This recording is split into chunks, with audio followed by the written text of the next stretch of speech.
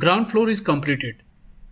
And so if you want to make another floor on top of this, then you can easily do this by simply clicking on this tab story, and you can make another floor by simply drawing contour, or you can simply build another empty floor on top of that, or simply duplicate the same floor.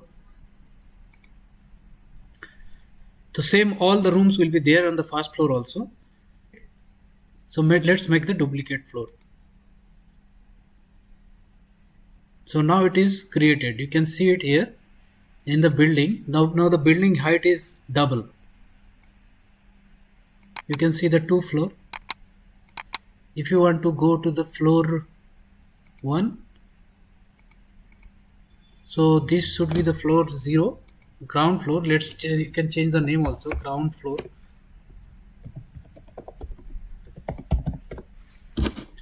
This will be the ground floor. Height will be 3 meter, and this is the first floor. So this is the first floor. Its false ceiling is also created here.